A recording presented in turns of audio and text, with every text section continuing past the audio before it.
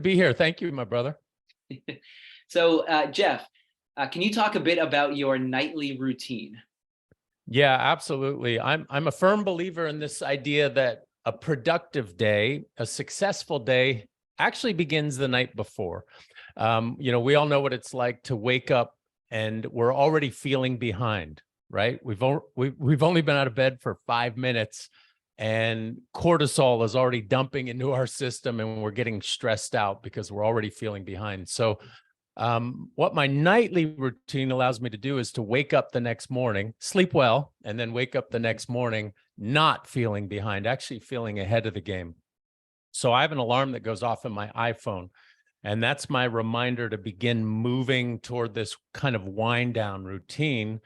And the most important aspects of it for me, the life-changing aspects, have been getting into my bedroom about 9:30 or so. I'm usually lights out by about 10:15 or 10:30. So I have a chunk of time, unhurried time, where I'm doing a couple things. I'm getting out my journal and I'm writing down 5 or 10 things from that day that I'm grateful for.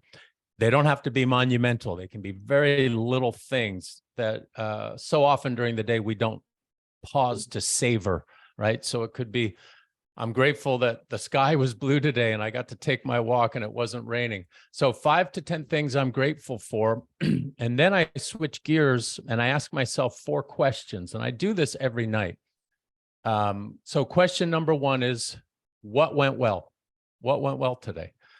Number 2, what needs work? What can I improve upon? Question number 3 and 4, they kind of go together, but number 3 is, what did I learn today? What was a helpful lesson? What did I take out of the day? And then number 4 is kind of on the heels of 3. What will I do differently tomorrow, right? So as a result of this little lesson, whether it's a big lesson or a small lesson, I've got to ask myself that last question. Okay, well, what does that change about my behavior? So there you go. That's my nightly routine kind of encapsulated. Now, can you tell us a little bit about why you decided to implement this routine? Yeah, absolutely. So I was unconscious for a long time. That's a big word. And here's the thing. Here's what I've learned in the ensuing years. That's not exclusive to me. Neuroscience tells us that you, me, and everyone listening to my voice this morning, we go through life mostly on autopilot. We're only conscious 5 to 10% of the day. That's a scary stat. I mean, think about that. 5 to 10% of the day. So we're running on programs. We're doing things automatically, right? You jump into your car, you're not thinking like you did as a 16 or 17-year-old, right? Okay. Both feet on the ground, key in the ignition, foot on the brake, hands at 10 and 2. No, we do that on autopilot now. We just jump into the car and you can be, clenching a coffee cup in your teeth and dialing the phone while you're driving, So my marriage ended 10 years ago, and it ended for one simple reason, and that's this. I didn't pause.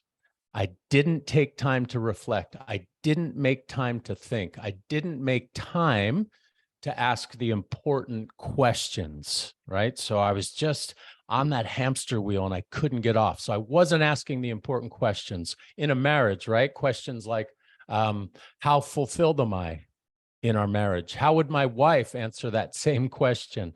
When's the last time I wrote her a note? For no reason other than to say, I'm thinking about you. I love you. Do I know even what she's struggling with right now? How can I come alongside her? How can I support her? So again, all of those important questions. When was our last date night? Do I have one on the calendar? Unfortunately, they never got asked. They never got asked. So that in the aftermath of my divorce, I learned some really hard lessons. And one of them is this: autopilot is the enemy. Autopilot is the enemy. Now, in some ways, autopilot helps us accomplish tasks, right, more efficiently. But autopilot also buries us in routine, and kind of like a giant anaconda. That's the picture I always have in my head. It slowly is squeezing the life out of us. So we're going through life unconscious. We're not thinking about what matters. We're attending constantly to the urgent, the urgent, the urgent. And then most of us have a list like I had for years, unfortunately, that if I had to label it, I would call it, I'll get to that later. And looking back, that's all of the stuff I never made time for. And it was all the critical stuff. It was all the important stuff. And what I learned, unfortunately, sadly, is that later never came. You know, making up lost time with my wife never came. I was a slave to the urgent. So that's where this this nightly habit kind of came out of. Because if autopilot's the enemy, reflection is our greatest weapon against him, right? Pushing that proverbial pause button, slowing down, thinking critically.